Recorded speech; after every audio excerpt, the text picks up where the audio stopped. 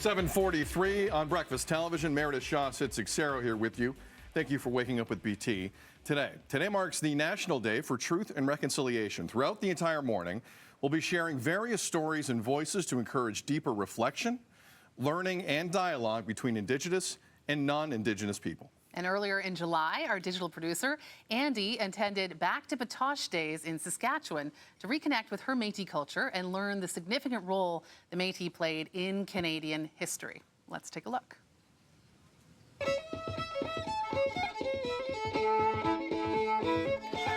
Back to Batoche Days is an annual festival held in Saskatchewan, Canada, that celebrates the Métis culture, language, and history. It's also the largest Indigenous gathering in the country. For 50 years, the festival has been sharing traditional Métis music, dance, artistry, and other cultural activities. What we'd like to do is promote our celebration where people are welcome to come, Métis, First Nations, Inuit, and non-Indigenous people, and to be able to enjoy the chuck wagon races, Indian relay, and jigging, square dancing, food, entertainment, you know. Those are the things that people have to come to see for them to realize that this celebration is for all Canadians. The event takes place at Batoche, a historic site where the 1885 Northwest Resistance occurred, marking a key moment in Métis and Canadian history. You get to see the historic site in regards to the artifacts that are there, the stories that are there, but more importantly, to be able to meet with our elders and the celebration that's going on. The festival has grown significantly over the years, evolving from a small community gathering into a vibrant, nationally recognized celebration. I've talked to a few people where they've never come to Batoche and say, "This is what you guys are doing?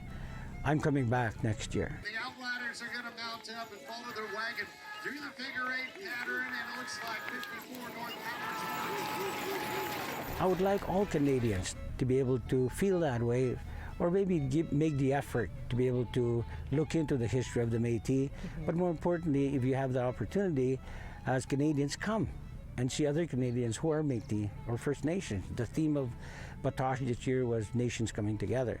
You can see the First Nations, the Métis, and non-Indigenous leaders and governments coming together, and it's great to see it. The more that we can come together to be able to share stories, to be able to share entertainment, food and stories, the better for Canada. Hear, hear. The better for Canada. It's true. The truths, the stories, the welcome. And anytime, great job, Andy, by the way. And we're going to be hearing more from Andy coming up a little later on the show.